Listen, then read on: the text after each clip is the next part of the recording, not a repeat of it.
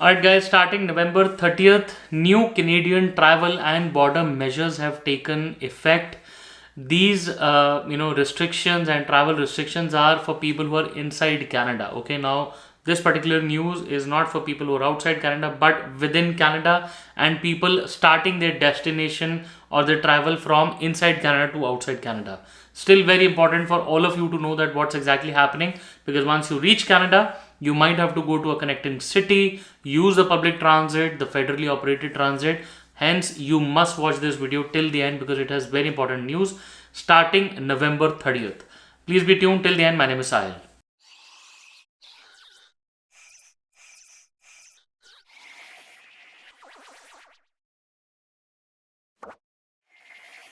Alright guys, welcome back once again. My name is Sahil and I'm a regulated Canadian immigration consultant and I practice in Brampton, Ontario. My office is here. If you have to get in touch with me, my number is on the screen. Details are there in the description box. More than happy to connect with you. Guys, before we proceed any further, please make sure that you hit the subscribe button and the bell icon because we talk a lot about Canadian immigration. And if you are an aspirant of coming to Canada, then this is a channel that you must be subscribed to all the time. So guys, what we are discussing today is the new Canadian travel and border measures which have taken effect starting November 30th, 2021. Now, what Canada says is that anybody who's taking Canada's federally regulated modes of transportation has to prove that they are fully vaccinated against COVID-19 to board the particular carrier, the flight or the bus or whatever. Now, what the news article or the publication clearly says is that full vaccination against COVID-19 will be required for Canada in order to board these federally operated modes of transportation. This is for people who are above the age of 12 and older starting November 30th.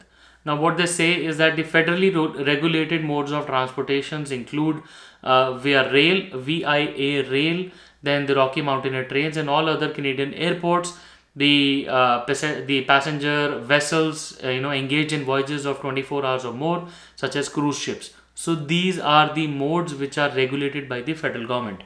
The road transportation such as buses, for instance, are not a part of this policy. Okay, so buses are not federally regulated. Now, what it further says is that only a small number of people or travelers will now qualify for one of the limited exemptions which will be provided to them for reasons of medical situation that they cannot get vaccinated. Okay, apart from that, everybody inside Canada who wants to go to the airport, travel through the airport, the passenger vessels or the cruise ships, or maybe the Via Rail or the Rocky Mountaineer, all of the people who want to use these facilities will have to be fully vaccinated. Okay, that's very important for you to know. It further says that a temporary measure has also been put up in place to allow foreign nationals to leave Canada by air until February 28th. Okay, now with this will be allowed to happen if they are if they came to Canada before October 30th, and they will be eligible to leave Canada for once, right? Anybody who came to Canada after October 30th will not be allowed to leave Canada or enter the airport if they are not fully vaccinated. Okay, I'll read this word by word so that you don't miss this very important update. So they say the travelers wishing to make use of this exemption will be required to present a negative molecular test with regard to COVID-19 before boarding a plane. Otherwise, they will not be allowed to board the plane. Okay. Also effective November 30th, fully vaccinated travelers authorized to enter Canada will be will not be required to present a molecular test if they are returning to Canada within 72 hours. Okay. Now, this exemption obviously applies to only Canadian citizens and permanent residents.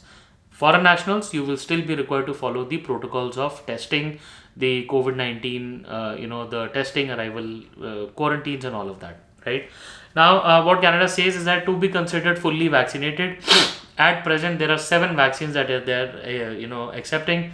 First is Sinopharm, Sinovac, then Covaxin, Pfizer, then you have Moderna, AstraZeneca, and the Johnson and Johnson. Okay, now this is very important for you to know because these all restrictions are in place now.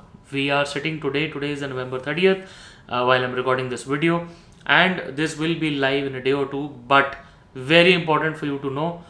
Again, a quick recap of what's going to happen. If you are trying to use any federal government operated mode of transportation, you must be fully vaccinated. Okay? If you cannot be fully vaccinated, a one time exemption will be given to you based on medical reasons only.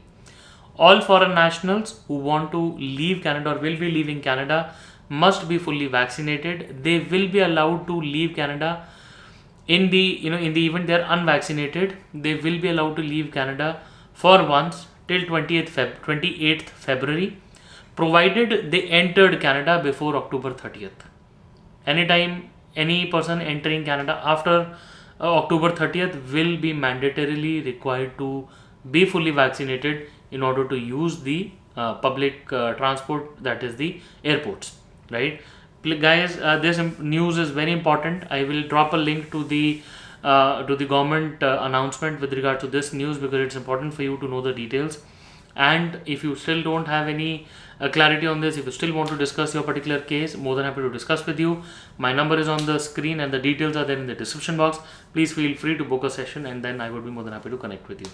Guys, once again, I wish you all the best, and I really hope to see you soon in Canada. All the best.